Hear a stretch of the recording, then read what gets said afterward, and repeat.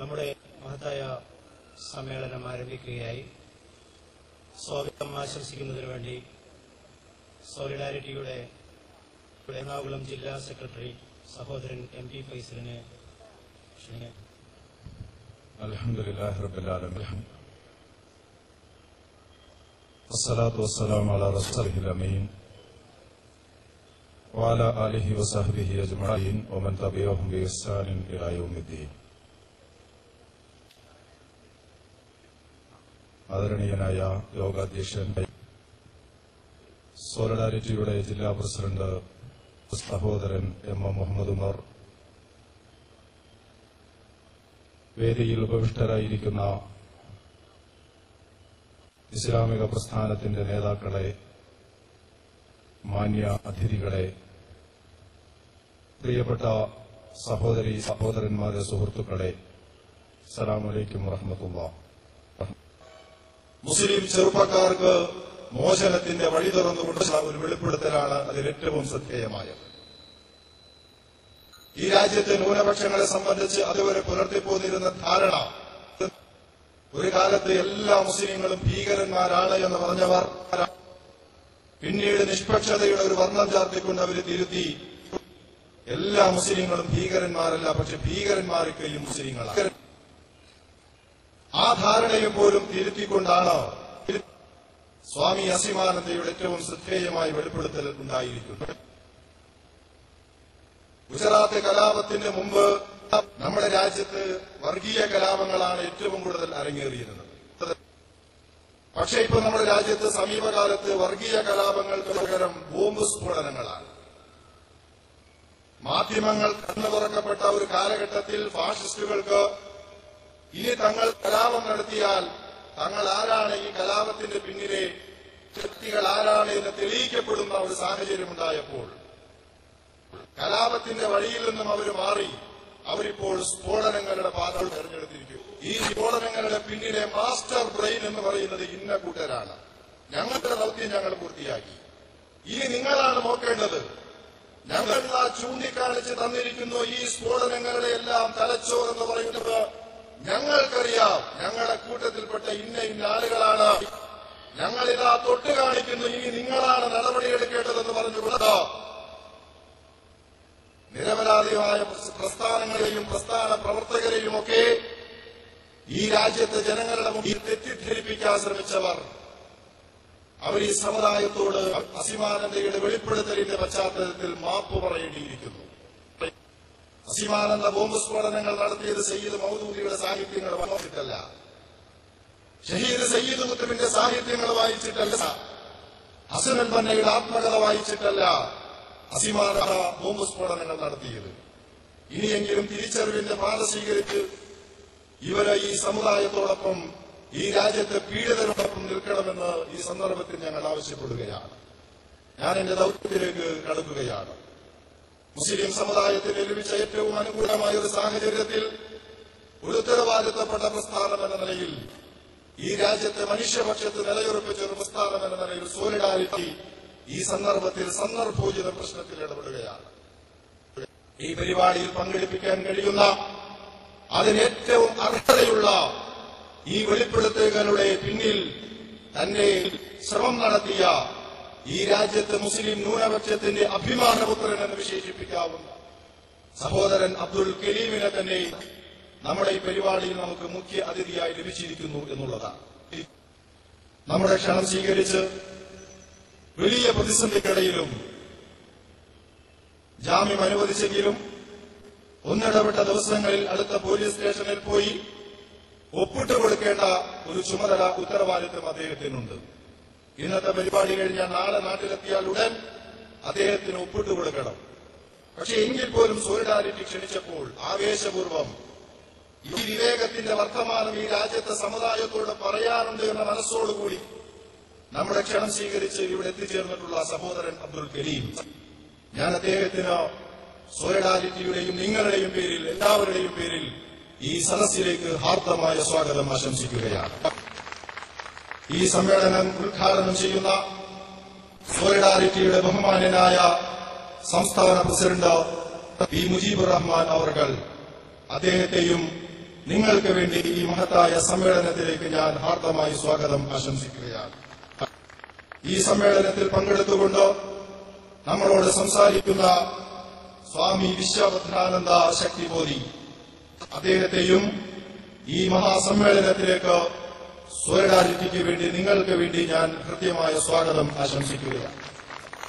ഈ പരിപാടിയിൽ നമ്മളോട് സംസാരിക്കുന്ന ജമാഅത്തെ ഇസ്ലാമിയുടെ സംസ്ഥാന സമിതി അംഗം ജനാബ് യൂസഫ് ഉമരി സാഹിബ്, അദ്ദേഹത്തെയും ഈ വേദിയിലേക്ക് ഹാർദമായി സ്വാഗതം ആശംസിക്കുകയാണ്. പരിപാടിയിൽ പങ്കെടുത്തുകൊണ്ട് നമ്മളോട് സംസാരിക്കാൻ എത്തിച്ചേരുന്ന മുൻ MP, ജസ്റ്റിസ് മഹദനി ഫോറത്തിന്റെ ചെയർമാൻ കൂടിയായ ഡോക്ടർ സെബാസ്റ്റ്യൻ പോൾ, അദ്ദേഹം എത്തിച്ചേർന്നിട്ടില്ല. തൃശൂരിൽ നിന്ന് ഒരു പരിപാടി കഴിഞ്ഞ് നമ്മുടെ ഈ സമ്മേളനത്തിൽ എത്തിച്ചേരും എന്ന് തന്നെയാണ് അദ്ദേഹം പറഞ്ഞിട്ടുള്ളത്. അദ്ദേഹത്തിന്റെ അഭാവത്തിൽ അദ്ദേഹത്തിനും ഞാൻ ഈ വേദിയിലേക്ക് സ്വാഗതം ആശംസിക്കുകയാണ്.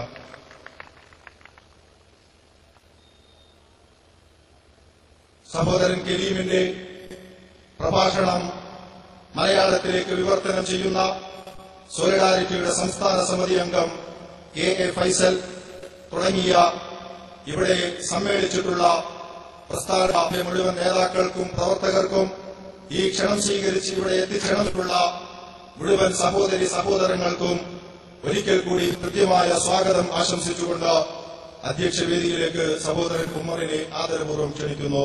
സെക്രട്ടറി KK ബഷീർ, സംസ്ഥാന സമിതി അംഗം KA ഫൈസൽ,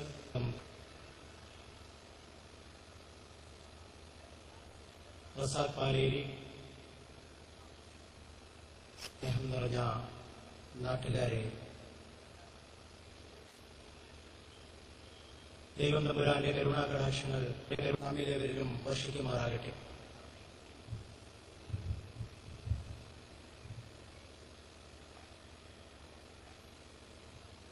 ആളുകൾ പരമാവധി അടുത്തടുത്തിരിക്കണമെന്ന് അഭ്യർത്ഥിക്കുകയാണ്. ഒട്ടനവധി ആളുകൾ പുറത്തു നിൽക്കുന്നുണ്ട്. അൽഹംദുലില്ലാഹ്. ജനുവരി 30 ഭീകരവിരുദ്ധ ദിനമായി സോളിഡാരിറ്റി സംസ്ഥാന തലത്തിൽ ആചരിക്കുകയായിരുന്നു. 59 വയസ്സായ വയോധികനായ സ്വാമി അസിമാനന്ദ തകതളവരായി വന്നപ്പോൾ വെറും 3 ദിവസം പരിചയമേ ഉള്ളൂ. അദ്ദേഹം അവശനാണ്, വയോധികനാണ്. ചൂടുവെള്ളം കൊടുക്കാൻ, അദ്ദേഹത്തെ പരിചരിക്കാൻ എല്ലാവരോടും അദ്ദേഹത്തെ പുച്ഛത്തോട് നോക്കുമ്പോൾ തന്റെ വിശ്വാസം പറയുന്നു. യോഗ്യതയോട് പോലും സ്നേഹം വിളമ്പാൻ എന്റെ മതം പറയുന്നത് കൊണ്ട് സലാം പറഞ്ഞ് അഭിവാദ്യം ചെയ്തു. അസിമാനന്ദൻ ഞെട്ടിപ്പോയി. അടുത്ത് വിളിച്ചിരുത്തി ചോദിച്ചു, ഏത് കേസിനാണ്? കേസ് ദുർബലമട്ടം, മൊബൈൽ ഫോൺ കൊടുത്ത കേസാണ്. പക്ഷെയോ 3 കൊല്ലക്കാലം 2007 19 വയസ്സ് മാത്രമായി ഉള്ളപ്പോൾ ഒരു പ്രസ്ഥാനത്തിലും അംഗമല്ല, ഒരു മൂവ്മെന്റിലും അംഗമല്ല. ജനിച്ചുപോയി എന്നതിന്റെ പേരിൽ, ഒരു സമുദായത്തിൽ ജനിച്ചുപോയി എന്നതിന്റെ പേരിൽ അടക്കപ്പെടുകയായിരുന്നു. President P. മുജീബ് റഹ്മാനെ ക്ഷണിക്കുന്നു. അസ്സലാമു അലൈക്കും. അൽഹംദുലില്ലാഹി റബ്ബിൽ ആലമീൻ വസ്സലാത്തു വസ്സലാമു അലാ റസൂലിഹിൽ അമീൻ വഅലാ ആലിഹി വസഹ്ബിഹി അജ്മഈൻ. അമ്മാ ബഅദ്.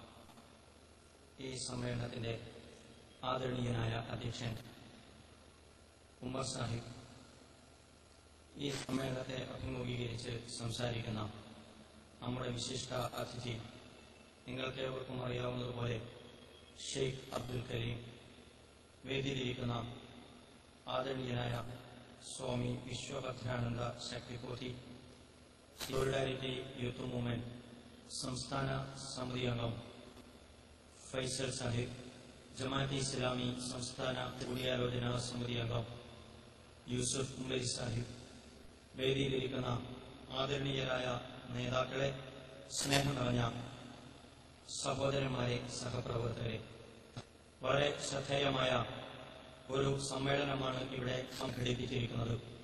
നമുക്കറിയാവുന്നതുപോലെ ഇന്ന് രാജ്യത്ത് നേരത്തെ സ്വാഗത പ്രഭാഷകൻ സൂചിപ്പിച്ചതുപോലുള്ള വെളിപ്പെടുത്തലുകൾ നടന്നുകൊണ്ടിരിക്കുകയാണ്. പല തരത്തിലുള്ള വെളിപ്പെടുത്തലുകളാണ് നമ്മുടെ രാജ്യത്ത് ഇന്ന് സംഭവിച്ചുകൊണ്ടിരിക്കുന്നത്.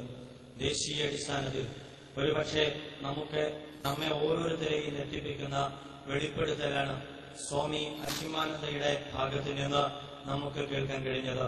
അതേസമയം കേരളത്തിലും വെളിപ്പെടുത്തലുകൾ നടന്നുകൊണ്ടിരിക്കുന്നുണ്ട്. നമ്മുടെ ഒരു മുൻമന്ത്രിയുടെ ഭാഗത്തു നിന്നുള്ള വെളിപ്പെടുത്തലുകളുടെ അനുരണനങ്ങൾ ഇന്ന് കേരളത്തിൽ നിലനിന്നുകൊണ്ടിരിക്കുന്നു എന്നതാണ് കേരളത്തിലെ വാർത്താമാധ്യമങ്ങൾ പരിശോധിച്ചു നോക്കിയാൽ നമുക്ക് കാണാൻ കഴിയുന്ന ഒരു വസ്തുത. സ്വാമി അശ്വിമാനന്ദയുടെ വെളിപ്പെടുത്തലുകൾ ഒരുപക്ഷെ സ്വതന്ത്രാനന്തര ഭാരതത്തിൽ ആത്മനിന്ദയോടുകൂടി കഴിഞ്ഞുകൂടിക്കൊണ്ടിരിക്കുന്ന ഒരു സമുദായത്തിന് അഭിമാനത്തോടുകൂടി തല ഉയർത്തിപ്പിടിച്ചു നിൽക്കാൻ കഴിയുന്ന വക നൽകുന്ന വെളിപ്പെടുത്തലാണ് എങ്കിൽ കേരളത്തിൽ ഒരു മുൻമന്ത്രിയുടെ വെളിപ്പെടുത്തൽ ഒരു സമുദായം ഉയർത്തിപ്പിടിച്ചു നിൽക്കുന്ന തല താഴോട്ട് നോക്കേണ്ടുന്ന ആ അർത്ഥത്തിലുള്ള അപമാനകരമായ വെളിപ്പെടുത്തലാണ് എന്നതും നമ്മെ സംബന്ധിച്ചിടത്തോളം പരാമർശിക്കാതിരിക്കാൻ കഴിയില്ല. സോളിഡാരിറ്റി യൂത്ത് മൂവ്മെന്റ് ഇന്ന് അല്ലെങ്കിൽ കഴിഞ്ഞ ഏതാനും ദിവസങ്ങളായി ഗാന്ധിജിയെ അനുസ്മരിച്ചുകൊണ്ട് രാജ്യത്ത് സംഘടിപ്പിച്ചുകൊണ്ടിരിക്കുന്ന ഭീകരവിരുദ്ധ ദിനവും എന്റെ പ്രിയപ്പെട്ട സുഹൃത്തുക്കൾ ഈ സന്ദർഭത്തിൽ വളരെ ഗൗരവത്തോടുകൂടി വളരെ ശ്രദ്ധയോടുകൂടി തന്നെ നിരീക്ഷിക്കുകയും വിലയിരുത്തുകയും ചെയ്യേണ്ടതുണ്ട്. കാരണം ആഗോളതലത്തിൽ തന്നെ ഏറെ ചർച്ച ചെയ്യപ്പെട്ടുകൊണ്ടിരിക്കുന്നതാണ് ഭീകരത എന്ന് പറയുന്നത്. ആ ഭീകരതയുടെ പിന്നിൽ അനാവരണം ചെയ്യപ്പെട്ട അല്ലെങ്കിൽ ആ ഭീകരതയുടെ പിന്നിൽ നടന്നുകൊണ്ടിരിക്കുന്ന ഗൂഢാലോചനയെക്കുറിച്ച്, ആ ഭീകരതയുടെ പിന്നിലുള്ള രാഷ്ട്രീയത്തെക്കുറിച്ചുള്ള വലിയ വെളിപ്പെടുത്തലാണ് സ്വാമി അശ്വിമാനന്ദയിലൂടെ പുറത്തു വന്നിരിക്കുന്നത്. ആരാണ് ഭീകരർ എന്ന് തീരുമാനിച്ചുകൊണ്ടിരിക്കുന്നത്? എന്താണ് ഭീകരത എന്ന് നിർണയിച്ചുകൊണ്ടിരിക്കുന്നത്? ഈ രാജ്യത്ത് ഭീകര പ്രവർത്തനങ്ങൾക്ക് നേതൃത്വം കൊടുത്തുകൊണ്ടിരിക്കുന്ന സാമ്രാജ്യത്വ ശക്തികളാണ് എന്ന് നമ്മെ ബോധ്യപ്പെടുത്തുന്ന സംഭവങ്ങളാണ് ഈയിടെയായി ഇന്ത്യ രാജ്യത്ത് സംഭവിച്ചുകൊണ്ടിരിക്കുന്നത്. ഭീകരത എന്ന പദപ്രയോഗം തന്നെ സാമ്രാജ്യത്വത്തിന്റെ നിർമ്മിതിയാണ് എന്ന യാഥാർത്ഥ്യം ഏതാനും പതിറ്റാണ്ടുകൾക്ക് മുമ്പ് ഇസ്ലാമിക പ്രസ്ഥാനം ഈ രാജ്യത്തോട് ലോകത്തോട് പറഞ്ഞതാണ്. ആ യാഥാർത്ഥ്യത്തെ ശരിവെക്കുന്ന വെളിപ്പെടുത്തലാണ് നമ്മുടെ രാജ്യത്ത് ഈയിടെയായി സംഭവിച്ചത്.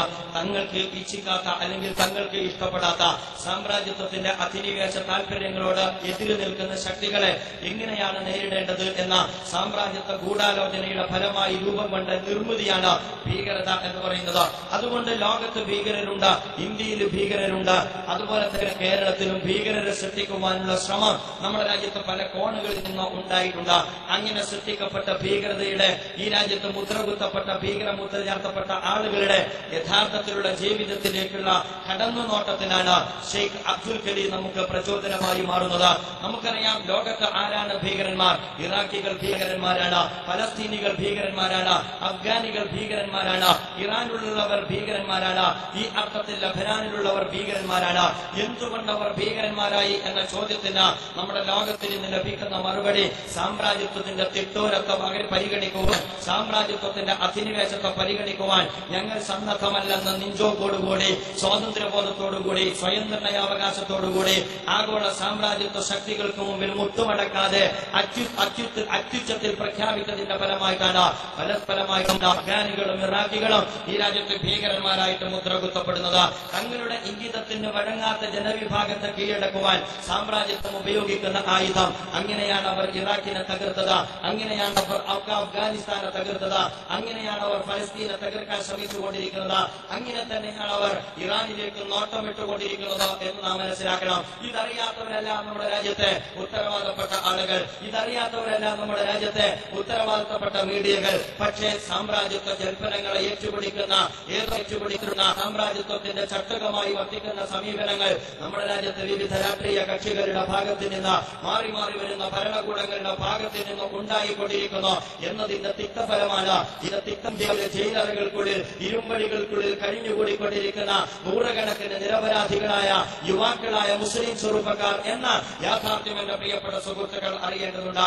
ഇന്ത്യയെ എന്തിന് സാമ്രാജ്യത്വം, ഇന്ത്യയിൽ എന്തിന് സാമ്രാജ്യത്വം എന്ന് നിങ്ങൾ ചോദിച്ചേക്കാം. അത് നിങ്ങൾ പിന്നിലുള്ള രാഷ്ട്രീയവും സോളിഡാരിറ്റി യൂത്ത് മൂവ്മെന്റും ജമാഅത്തെ ഇസ്ലാമിയും സമയാസമയം ഇന്ത്യയിലെ ജനവിഭാഗത്തോട് സംവദിച്ചതാണ്. ഇന്ത്യയെ അസ്ഥിരപ്പെടുത്തുക, പാകിസ്ഥാനെ പോലെ ഇന്ത്യയെ അസ്ഥിരപ്പെടുത്തുക, അഫ്ഗാനിസ്ഥാനെ പോലെ അതിന് ഇന്ത്യയിലേക്ക് അവർ കടന്നു വരുമ്പോൾ അവർ ആസൂത്രണം ചെയ്ത അജണ്ടയാണ് ഇന്ത്യ ഒരു ബഹുസ്വര രാജ്യമാണ്, ഒരു വൈവിധ്യങ്ങൾ നിലനിൽക്കുന്ന ഒരു രാജ്യമാണ്. അതുകൊണ്ട് ഇന്ത്യയിലെ വൈവിധ്യം തകർക്കുവാൻ അമേരിക്കൻ സാമ്രാജ്യത്വം കണ്ടുപിടിച്ചത് ഈ രാജ്യത്ത് മുഞ്ചത് അവർ നടപ്പിലാക്കിയ ഡിവൈഡ് ആൻഡ് റോൾ, ഭിന്നിപ്പിച്ചു ഭരിക്കുക തന്ത്രമാണ്. അതിന് അവർ കൂട്ടുപിടിച്ചത്, സാമ്രാജ്യത്വം കൂട്ടുപിടിച്ചത് ഈ സംഘപരിവാർ ശക്തികളെയാണ്.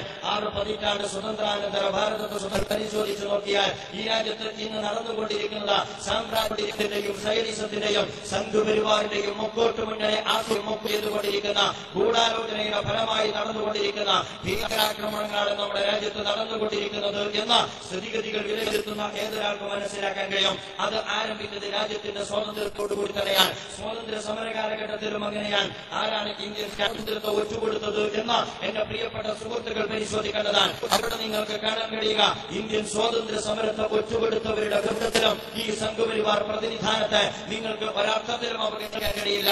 അത് കഴിഞ്ഞ് രാജ്യത്തിന്റെ സ്വാതന്ത്ര്യം നേടിയപ്പോൾ രാജ്യത്തിന്റെ സ്വാതന്ത്ര്യത്തിന് വേണ്ടി നേതൃത്വം കൊടുത്ത ഇന്ത്യയുടെ രാഷ്ട്രപിതാവായ ഗാന്ധിജിയുടെ ഇടനെഞ്ചിലേക്ക് വെടിയുതിർത്തുകൊണ്ടാണ് നാഥുറാം ഗോഡ്സെ ഈ രാജ്യത്ത് അദ്ദേഹം പ്രതിനിധാനം ചെയ്യുന്ന സംഘപരിവാർ ശക്തികൾ അരങ്ങേറ്റം നടത്തുന്നത്. ഗാന്ധി ഘാതകന്മാരുടെ നാടായി ഇന്ത്യ മാറി. ഗാന്ധിയന്മാരുടെ നാടല്ല, ഗാന്ധി ഘാതകന്മാരുടെ വിളയാട്ടമാണ് ഗാന്ധിയന്മാർ ഭരിക്കുമ്പോൾ പോലും രാജ്യത്തുണ്ടായത്. അതുകൊണ്ട് കലാപക്കൊടി രാജ്യത്തുയർന്നു, വർഗീയ കലാപങ്ങൾ നമ്മുടെ രാജ്യത്ത് നടന്നു, ജനലക്ഷങ്ങൾ അതിനുവേണ്ടി കുരുതി കൊടുക്കപ്പെട്ടു, കോടി തുക സമ്പത്ത് കൊള്ളയടിക്കപ്പെട്ടു.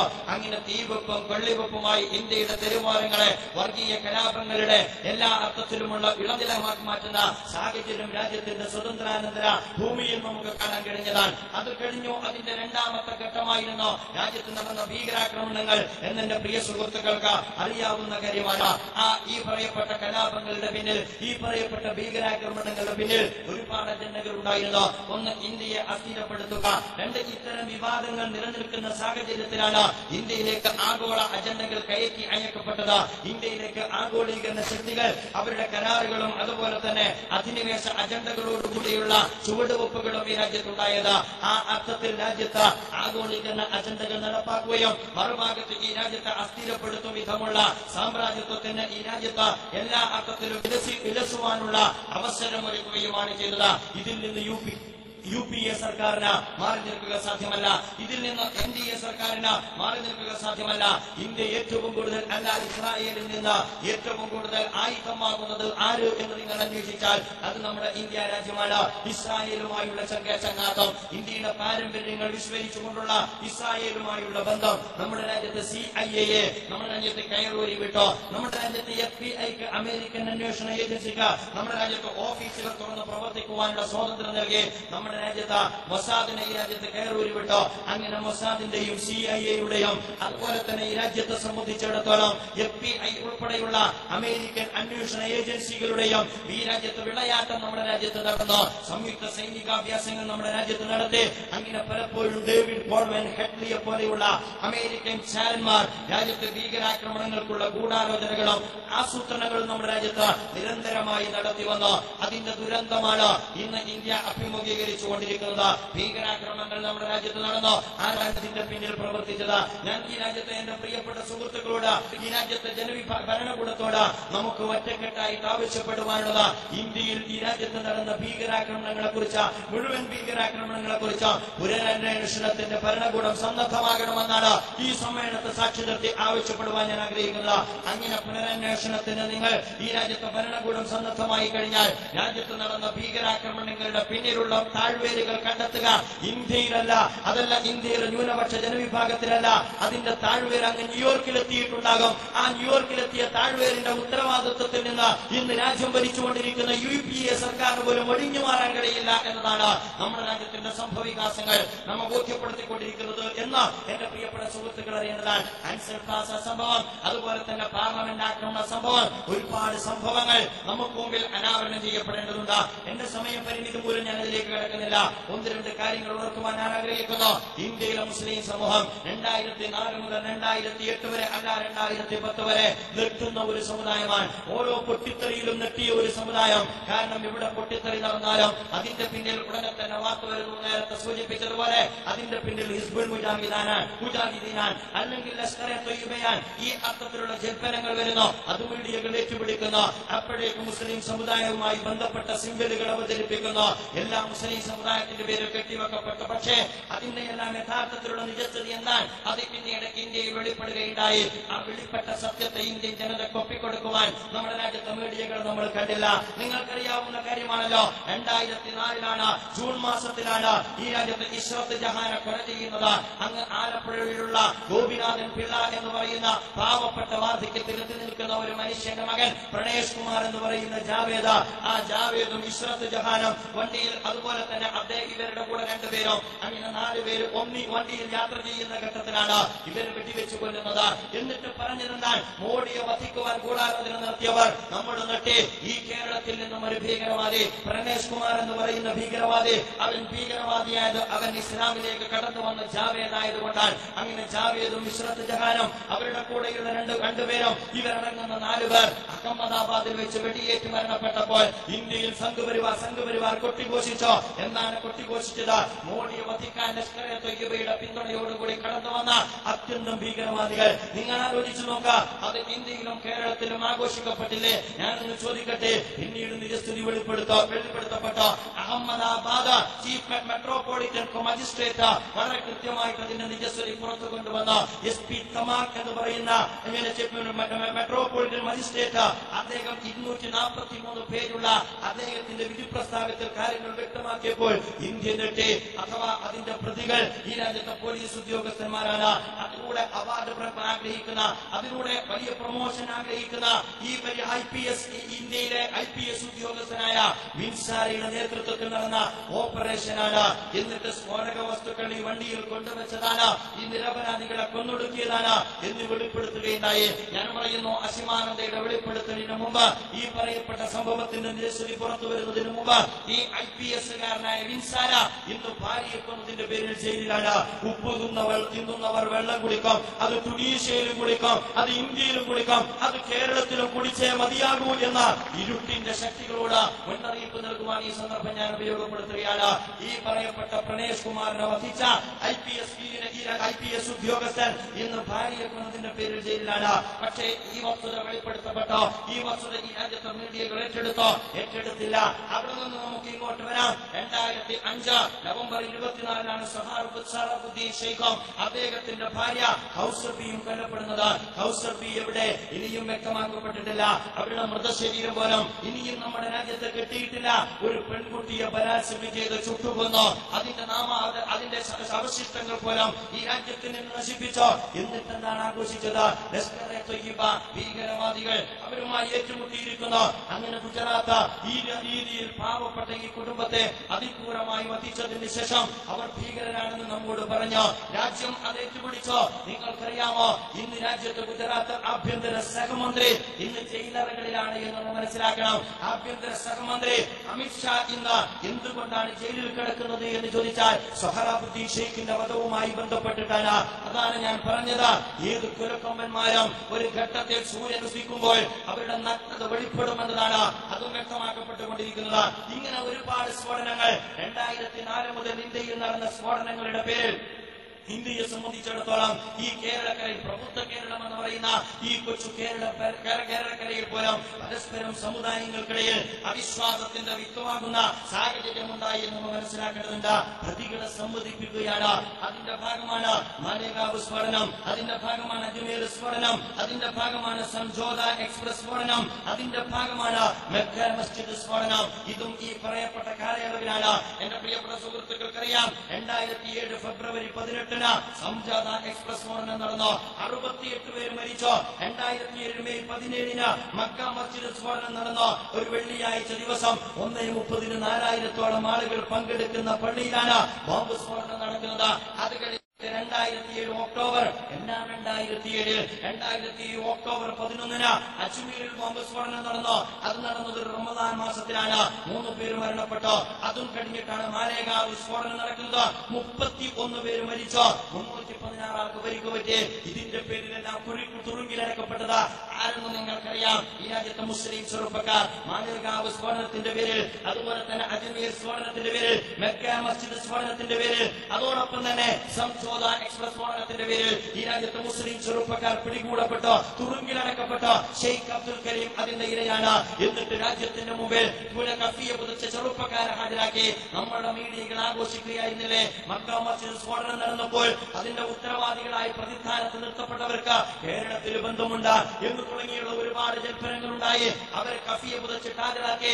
എന്നിട്ട് ചുറുചുറുക്കുള്ള ചെറുപ്പക്കാരെ എന്നാൽ ഈ രാജ്യത്തെ സൈനിക സംവിധാനത്തിൽ അല്ല അന്വേഷണ ഉദ്യോഗസ്ഥന്മാർക്ക് ലാത്തിയും അതുപോലെയുള്ള ആധുനിക സംവിധാനത്തിന്റെ കൂടെ നമ്മുടെ പോലീസ് സ്റ്റേഷനുകളിൽ ഈ രാജ്യത്തെ മുസ്ലിം സമുദായം തലയിലിടുന്ന കഫിയ വന്നത് എന്നെനിക്കറിഞ്ഞുകൂടാ. ഹാജരാക്കുന്ന മുഴുവൻ പ്രതികളുടെയും തലയിൽ അവർ പലപ്പോഴും ധരിക്കുന്ന പ്രാർത്ഥനയിൽ ധരിക്കുന്ന അവരുടെ തലപ്പാവ് ഉൾപ്പെടെയുള്ള സംവിധാനത്തോടു കൂടിയാണ് പ്രതികളെ ഹാജരാക്കിയത്. എന്നിട്ട് പറഞ്ഞു ഇവർ കുറ്റം സമ്മതിച്ചിരിക്കുന്നു എന്ന്. അങ്ങനെ മക്ക മസ്ജിദിൽ മുസ്ലിം ചെറുപ്പക്കാർ പ്രതികൾ, ഈ പറയപ്പെട്ട 4 സ്ഫോടനങ്ങളിൽ മുസ്ലിം ചെറുപ്പക്കാർ പ്രതികൾ. നമ്മളെല്ലാവരും നെട്ടലോടുകൂടി വായിച്ചോ. ആത്മനിന്ദയോടുകൂടി സമുദായം കഴിഞ്ഞുകൂടെ. ഈ സമുദായത്തിൽ നിന്ന് ഇത്തരത്തിലുള്ള ഭീകരാക്രമണമോ ഇസ്ലാം അനുവദിക്കാത്തതാണ്. ഇസ്ലാമിന്റെ തത്വശാസ്ത്രം അത് അംഗീകരിക്കാത്തതാണ്. ഇന്ത്യൻ മുസ്ലിങ്ങളുടെ ചരിത്രം ഭീകരാക്രമണത്തിന്റെയും അതുപോലെ തന്നെ വർഗീയതയുടെയും ചരിത്രമല്ല. അതുകൊണ്ട് ആത്മനിന്ദയോടുകൂടിയാണ് ഈ സംഭവത്തെ മുസ്ലിം സമുദായം കണ്ടത്. നിങ്ങൾക്കറിയാമോ സുഹൃത്തുക്കളെ, നൂറുകണക്കിന് ചെറുപ്പക്കാരാണ് പീഡിപ്പിക്കപ്പെട്ടത്. പലരുടെയും മനോനില തകർന്നിരിക്കുന്നു എന്ന് നമ്മൾ മനസ്സിലാക്കണം. അതിക്രൂരമായ പീഡനങ്ങൾ, അതിനെക്കുറിച്ച് ദ വീക്ക് റിപ്പോർട്ട് ചെയ്തിരുന്നു. ഇന്ത്യയെ സംബന്ധിച്ചിടത്തോളം ഗോണ്ടനാമോ തടവറകൾക്ക് സമാനമായ ഇന്ത്യ സീക്രട്ട് ടോർച്ചർ ചാമ്പേഴ്സ് എന്ന് പറഞ്ഞുകൊണ്ട് ഇന്ത്യയിലെ 10-12 ഏറ്റവും ഭീകരമായ പീഡനമുറകൾ നടത്തുന്ന ഗോണ്ടനാമോ തടവറകൾ ഇന്ത്യയിലുണ്ട് എന്ന് അന്ന് ദ വീക്ക് അവരുടെ പ്രത്യേകമായ ഫീച്ചറിൽ വെളിപ്പെടുത്തുകയുണ്ടായി. ആ അർത്ഥത്തിലുള്ള പീഡന കേന്ദ്രങ്ങളിൽ നഗ്നനാക്കി നിർത്തി അവരുടെ ഗുഹ്യാവയവങ്ങളിൽ ഷോക്കടിപ്പിച്ച അതിഭീകരമായ പീഡനമുറകൾ നടത്തി. അതിൽ പലരുടെയും മനോനില തകർന്നു. പല ആളുകൾക്കും ഉപജീവനം മാർഗം കണ്ടെത്താൻ പോലും കഴിയാത്ത വിധം ആരോഗ്യം തകർന്നു. അങ്ങനെ ആരോഗ്യവും മനസ്സും തകർന്ന നൂറുകണക്കിന് ചെറുപ്പക്കാരെ പീഡിപ്പിച്ചോ. എന്തു കൊടുത്തോ? നിങ്ങൾക്കറിയാമോ? ഓസ്ട്രേലിയയിൽ ഡോക്ടർ ഹനീഷ് എന്ന് പറയുന്ന ഒരു ചെറുപ്പക്കാരനെ നിങ്ങൾക്കറിയില്ലേ? അവനോട് ചെയ്ത അപമര്യാദയുടെ പേരിൽ ഓസ്ട്രേലിയൻ ഗവൺമെന്റ് അവന് നഷ്ടപരിഹാരം കൊടുത്തോ. ഞാൻ പറയുന്നു, ഇന്ത്യയിൽ നിരപരാധികളായി പീഡിപ്പിക്കപ്പെട്ട മുസ്ലിം സമൂഹത്തോട് ഓസ്ട്രേലിയയിലെ ഗവൺമെന്റ് ഹനീഷിന് കൊടുത്ത നഷ്ടപരിഹാരം കൊടുത്തതുപോലെ കൊടുക്കാൻ തീരുമാനിച്ചാൽ ഒരുപക്ഷെ സംവരണമില്ലാതെ തന്നെ ഈ സമുദായത്തെ മുഖ്യധാരയിൽ കൊണ്ടുവരാൻ മാത്രമുള്ള സംഖ്യ കൊടുക്കുവാൻ ഈ ഗവൺമെന്റ് ബാധ്യസ്ഥമാകേണ്ടി വരും. അത്രമാത്രം അവരുടെ വിവേചനത്തോടു കൂടിയുള്ള സമീപനം ഈ പാവപ്പെട്ട ചെറുപ്പക്കാരോടുണ്ടായി. ഏറ്റവും അവസാനം വെളിപ്പെടുമ്പോഴാണ് നമ്മളെല്ലാവരും കണ്ണുതള്ളി അല്ല, ഏറ്റവും ഭീകരമായ ഈ ഇതിന്റെ സത്യാവസ്ഥ വെളിപ്പെട്ടപ്പോഴാണ് ഇന്ത്യ കണ്ണു തുറക്കുന്നത്. ഈ രാജ്യത്തെ ഉത്തരവാദപ്പെട്ടവർ കണ്ണു തുറക്കുന്നത്. എന്നിട്ടും നമ്മുടെ മീഡിയകൾക്ക് അത് വാർത്തയല്ല. നമുക്ക് ഇപ്പോൾ വളരെ പൈങ്കിളി കഥകളാണ് വാർത്തയായിക്കൊണ്ടിരിക്കുന്നത്. 2 വെളിപ്പെടുത്തൽ ഒരേ സമയം. ഒന്നാമത്തെ വെളിപ്പെടുത്തൽ നിക്കിളിപ്പെടുത്തൂല. അത് മനുഷ്യനെ സംബന്ധിച്ചിടത്തോളം ഞെട്ടിപ്പിക്കുന്നതാണ്. പക്ഷേ നമ്മുടെ വെളിപ്പെടുത്തൽ നിക്കിളിപ്പെടുത്തുന്ന വെളിപ്പെടുത്തലാണ് നമ്മുടെ മീഡിയകൾ ഏറ്റെടുത്തിരിക്കുന്നത് എന്ന് എന്റെ പ്രിയപ്പെട്ട സുഹൃത്തുക്കൾ അറിയേണ്ടതുണ്ട്. നെറ്റലോടുകൂടി നമ്മൾ കണ്ടോ. എന്റെ പ്രിയപ്പെട്ട സുഹൃത്തുക്കളോട് എനിക്ക് പറയുവാനത് ഷെയ്ഖ് അബ്ദുൽ കരീം സ്വീകരിച്ച സമീപനം അതാണ് ഈ രാജ്യത്ത് ന്യൂനപക്ഷ സമൂഹം എന്നും സ്വീകരിച്ച സമീപനം. ഒരു കാര്യം കൂടി ഉണർത്തുവാൻ ഞാൻ ആഗ്രഹിക്കുന്നു. ഒരു ജനതയിൽ വിപ്ലവം നടത്തേണ്ടത് മുളകുപൊടി കൊണ്ടും മുളവടി കൊണ്ടും ഒന്നുമല്ല എന്ന വിദ്യാഭ്യാസമാണ് ഷെയ്ഖ് അബ്ദുൽ കരീം നമുക്ക് നൽകിക്കൊണ്ടിരിക്കുന്നത്. വിപ്ലവം എന്ന് പറയുന്നത് ഒരു മനുഷ്യ സമൂഹത്തിന്റെ മാനസികമായ പരിവർത്തനം എന്ന് പറയുന്നത് വെടിയുണ്ട കൊണ്ടും അതുപോലെ തന്നെ ഈ രാജ്യത്ത് ആ അർത്ഥത്തിലുള്ള ആയുധം കൊണ്ടുമല്ല, വടിവാള് കൊണ്ടും വെടിയുണ്ട കൊണ്ടുമല്ല. അതിനപ്പുറത്ത് ആശയമുണ്ട്. ആധുനിക സമൂഹത്തിന്റെ മനസ്സിലേക്ക് എങ്ങനെയാണ് കടന്നു ചെല്ലേണ്ടത് എന്ന, ജീവിതം കൊണ്ട് എങ്ങനെയാണ് തന്റെ തത്വശാസ്ത്രത്തെ പ്രതിനിധീകരിക്കേണ്ടത് എന്ന വിദ്യാഭ്യാസമാണ് നമുക്ക് സ്വാമി അശിമാനന്ദയിലൂടെ ഷെയ്ഖ് അബ്ദുൽ കരീം നൽകിക്കൊണ്ടിരിക്കുന്നത്. നമ്മൾ മനസ്സിലാക്കണം, ഒരു വിപ്ലവ സംഘം ഒരു കൊട്ടേഷൻ സംഘമായി പരിണമിക്കരുത് എന്നാണ് ഞാൻ ഈ പറഞ്ഞതിന്റെ അർത്ഥം. ഒരു ജനതയുടെ മനസ്സാണ് നാം മാറ്റേണ്ടത്. കൈകാലുകൾ വെട്ടിമാറ്റിയിട്ടോ, അതല്ലെങ്കിൽ ഉടലുകൾ തലയിൽ നിന്ന് വേർപ്പെടുത്തിക്കൊണ്ടോ, അതല്ലെങ്കിൽ രാത്രിയുടെ അന്ത്യാമങ്ങളിൽ അന്തിയുറങ്ങുന്ന സമൂഹത്തെ അറ്റാക്ക് ചെയ്തുകൊണ്ടോ, ഒരു ജനതയെ പ്രതിസ്ഥാനത്തേക്ക് തള്ളിവിട്ടുകൊണ്ടോ, ഒരു കുടുംബത്തിൽ അരക്ഷിതാവസ്ഥ സൃഷ്ടിച്ചുകൊണ്ടോ മാറ്റം ആഗ്രഹിക്കുന്ന സുഹൃത്തുക്കളോട് ഞാൻ പറയുന്നു, ഒന്നുമില്ലാത്ത 19-കാരനായ ഷെയ്ഖ് അബ്ദുൽ കലീമിൽ നിന്നെങ്കിലും ജീവിതപാഠം അല്ല, അതിന്റെ ബാലപാഠം, വിപ്ലവത്തിന്റെ ബാലപാഠം ഉൾക്കൊള്ളുവാൻ നിങ്ങൾ മുന്നോട്ട് വരണമെന്നാണ് ഈ സന്ദർഭത്തിൽ ഉണർത്തുവാൻ ഞാൻ ആഗ്രഹിക്കുന്നത്. ഈ സ്വഭാവത്തോടു കൂടിയാണ് അസീമാനതയുമായി ബന്ധപ്പെട്ട വെളിപ്പെടുത്തലുകളെ എന്റെ പ്രിയപ്പെട്ട സുഹൃത്തുക്കൾ വായിച്ചെടുക്കേണ്ടത്. അസീമാനന്ദ വെളിപ്പെടുത്തിയപ്പോൾ നമ്മൾ ഓരോരുത്തരും നെട്ടി. ഞാൻ പറയുന്നു, അസീമാനന്ദക്ക് ഇനിയും രാഷ്ട്രീയം ഉണ്ടാകാം. അദ്ദേഹത്തിന്റെ വെളിപ്പെടുത്തലുകൾ പക്കപ്പുറത്തേക്ക് അദ്ദേഹത്തിന്റെ മനോമുഖത്തെ കുറിച്ചോ അദ്ദേഹത്തിന്റെ വിഷയവുമായി ബന്ധപ്പെട്ടോ ഇനിയും വ്യത്യസ്തമായ പരിണാമങ്ങൾ ഇതിൽ സംഭവിച്ചേക്കാം. നാളെ അസീമാനന്ദ എന്ത് പറയുന്നു എന്നതും എന്റെ പ്രശ്നമല്ല. പക്ഷേ ഒരു കാര്യം ഞാൻ പറയുന്നു, അസീമാനന്ദയെ സംബന്ധിച്ചിടത്തോളം ചില വസ്തുതകൾ അദ്ദേഹത്തിന് വെട്ടി തുറന്നു പറയുവാനുള്ള സന്ദർഭം ഒരുക്കപ്പെട്ടു എന്നിടത്താണ് ചില കാര്യങ്ങൾ നാം പഠിക്കേണ്ടതായിട്ട് വരുന്നത്. നമുക്കറിയാമല്ലോ, ഇത്തരം സംഭവങ്ങൾ വെച്ചുകൊണ്ട് ഞാൻ പറയുന്നു, ബട്ട്ല ഹൗസ് സംഭവത്തെ കുറിച്ച് നമ്മുടെ ഭരണകൂടത്തിന്റെ ഭാഗത്ത് നിന്ന് അന്വേഷണത്തിന് ഉത്തരവിടേണ്ടതായിട്ടുണ്ട്. ബട്ട്ല ഹൗസ് സംഭവം 2008-ലാണ് നടന്നത്. 2005-നും 2007-നും ഇടയ്ക്ക്, അത് കഴിഞ്ഞിട്ട് 2008 അതിനും നമ്മളെല്ലാവരും കണ്ടത് എന്താണ്? നമ്മുടെ രാജ്യത്ത് ഒരുപാട് ആഘോഷങ്ങളുണ്ടായി. കൊച്ചു കൊച്ചു ചെറുപ്പക്കാർ വരെ ഈ രാജ്യത്ത് ഭീകര പ്രവർത്തനത്തിലേക്ക് വരുന്നു. എന്താണ് അതിന്റെ നിജസ്ഥിതി? ഈ രാജ്യത്തെ സംബന്ധിച്ചിടത്തോളം നമ്മൾ ഞെട്ടിപ്പിക്കുന്ന സംഭവമായിരുന്നു.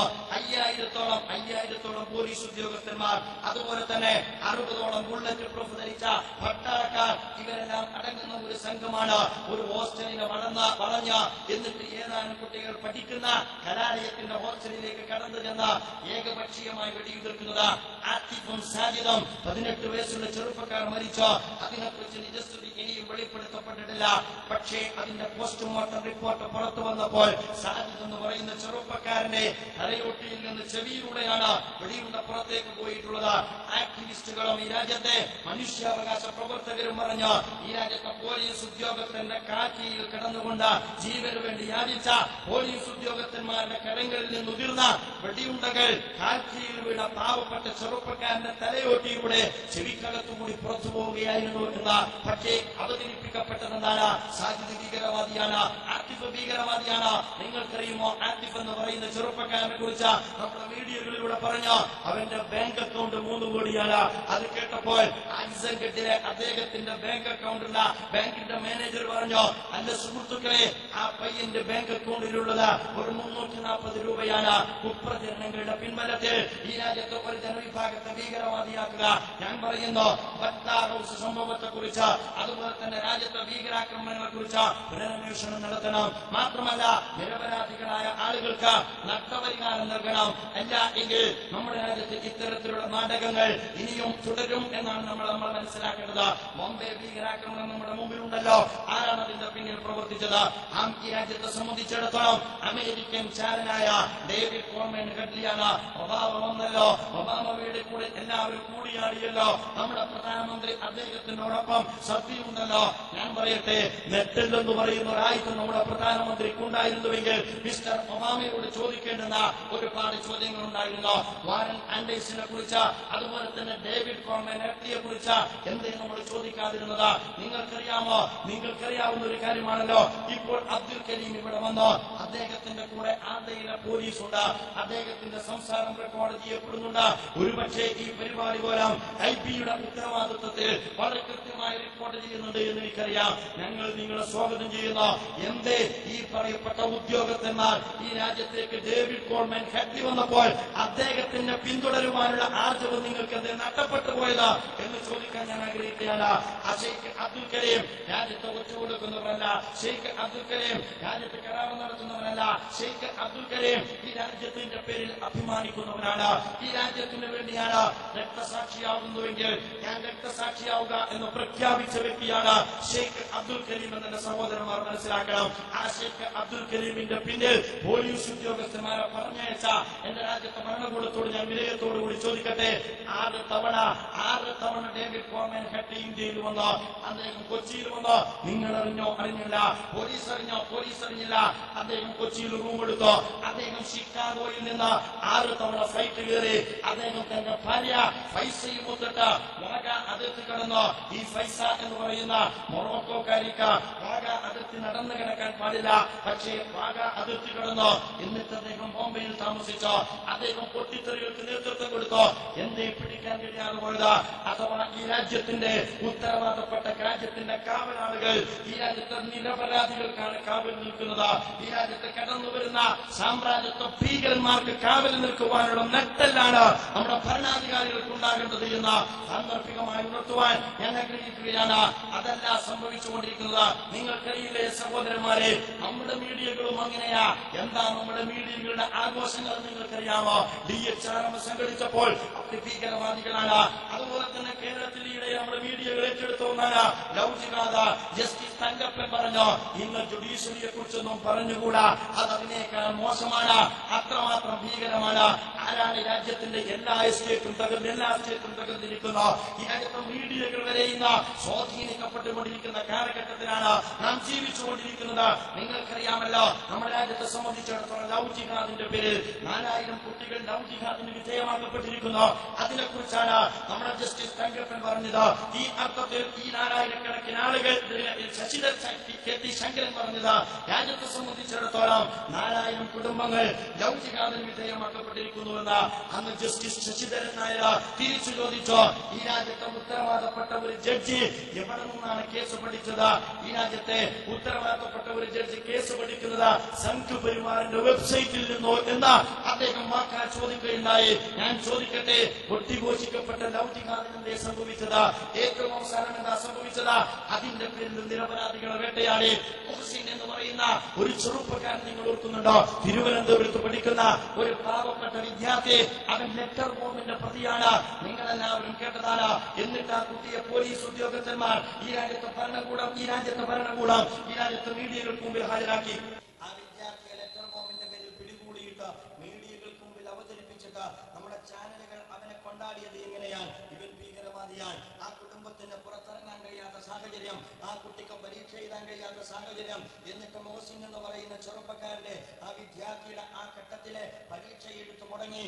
എന്നിട്ട് നിങ്ങൾക്കറിയാമോ, എല്ലാം കഴിഞ്ഞിട്ട് അന്വേഷണം അതിന്റെ ശരിയായ ദിശയിൽ മുന്നോട്ട് പോയപ്പോൾ തിരുവനന്തപുരത്ത് നിന്ന് തന്നെ ഇതിന്റെ പ്രതിയെ കിട്ടി.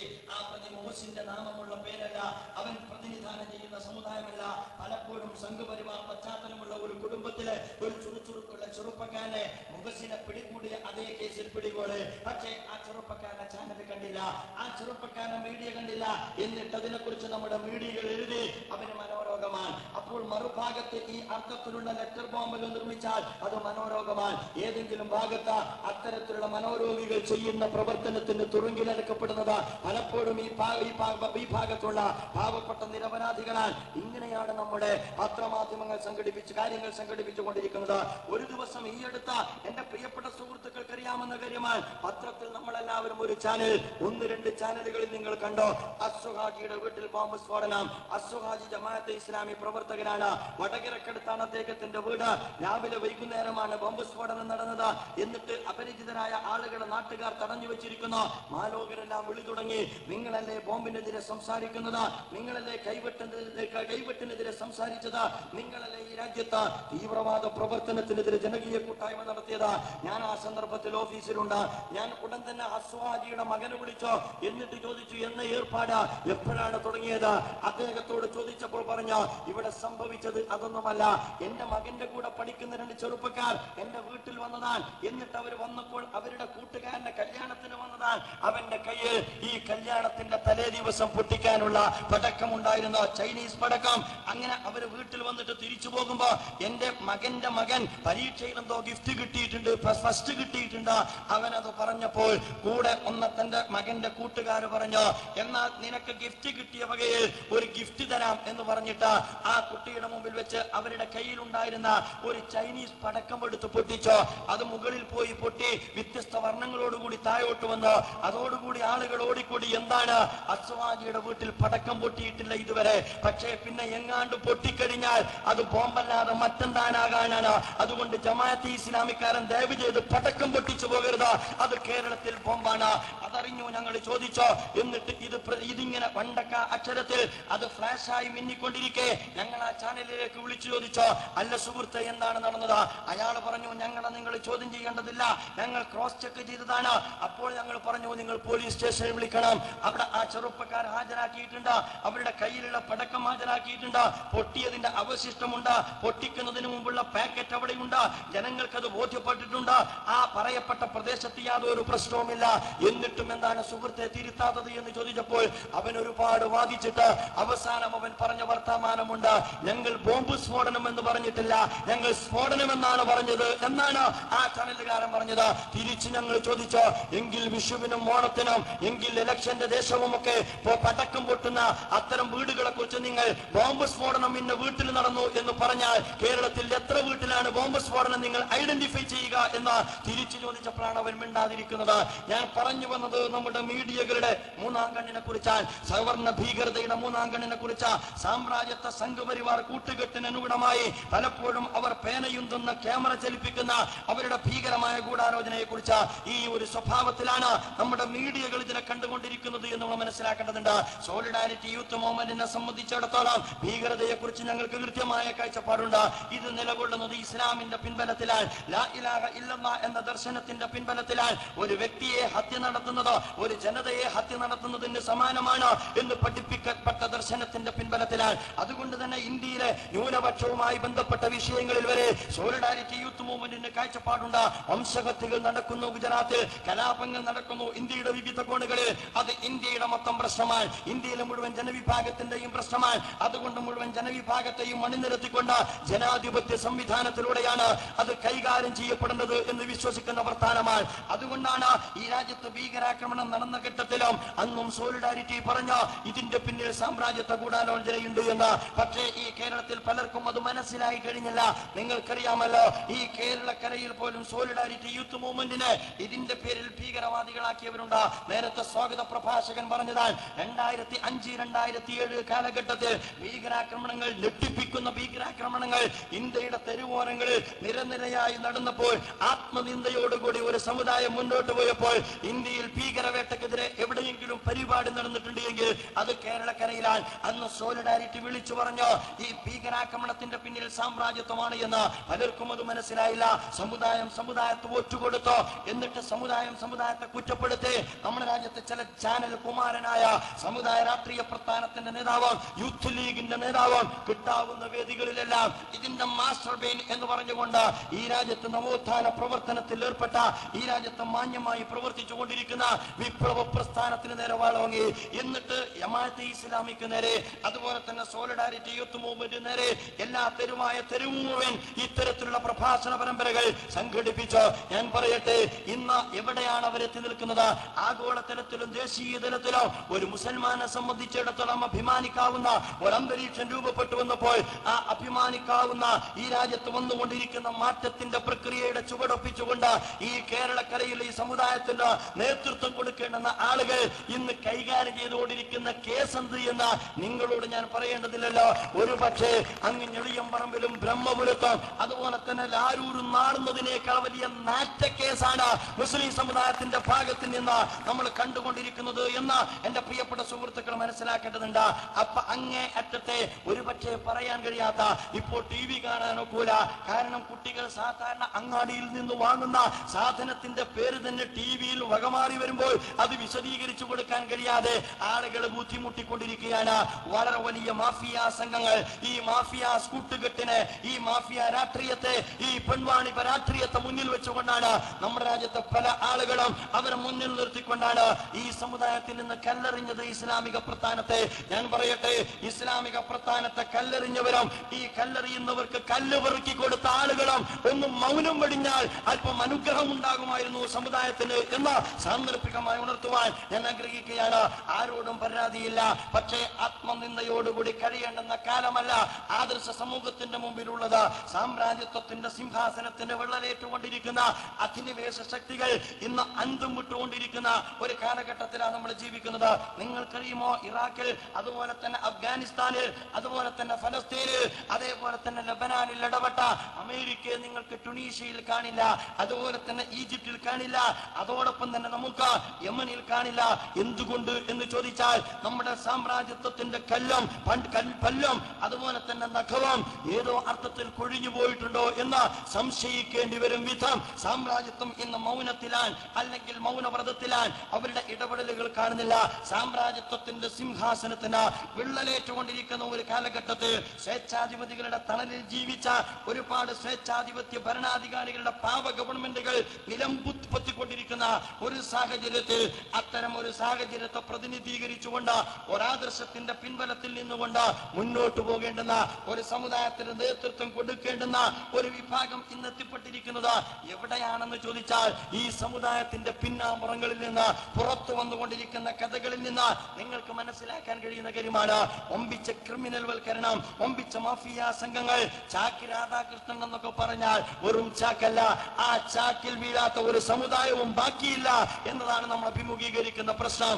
അത്തരം ഒരു ജനവിഭാഗത്തെ മുന്നിൽ നിർത്തിയിട്ടാണ് ഒരാദർശ സമൂഹം മുന്നോട്ട് പോകേണ്ടത് എന്ന് ഓരോരുത്തരും ആലോചിക്കേണ്ട കാര്യമാണ്. അതിലൊന്നും പ്രശ്നമില്ല. അപ്പുറത്ത് ചാക്ക, ഇപ്പുറത്ത് വേറെ ഏതോ ഒരുത്തൻ, അതിനപ്പുറത്ത് ക്രിമിനൽ, അതിനപ്പുറത്ത് മദ്യം, അതിനപ്പുറത്ത് മാഫിയ, അതിനപ്പുറത്ത് പെൺവാണിഭം. എന്നിട്ട് ഇതിന്റെയൊക്കെ പിന്നിൽ ഒരു സമുദായം ഒന്നിച്ചു ഒറ്റക്കെട്ടായി ഉറച്ചു നിൽക്കുമെന്ന് പറഞ്ഞാൽ പ്രിയമുള്ള സുഹൃത്തുക്കളെ, പിന്നെ അതിനേക്കാളും വലിയ പരിണിതി നമുക്കെന്താണ്?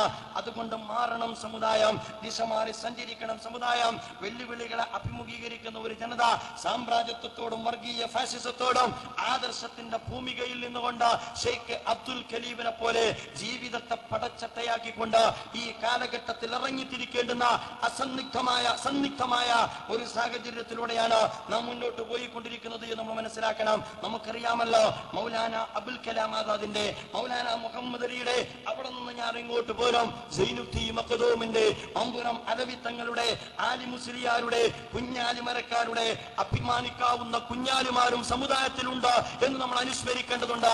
അത്തരത്തിലുള്ള ഒരു തലമുറയുടെ പിറകിൽ നിന്ന് മുന്നോട്ട് പ്രയാണം നടത്തിയ ഒരു സമുദായത്തിന്റെ പ്രാതിനിധ്യം ഇന്ന് ആധുനിക കേരളീയ സമൂഹത്തിൽ എത്ര വികൃതമായിട്ടാണ് അടയാളപ്പെടുത്തപ്പെട്ടുകൊണ്ടിരിക്കുന്നത് എന്ന് ഗൗരവത്തോടുകൂടി നമ്മൾ ആലോചിക്കണം.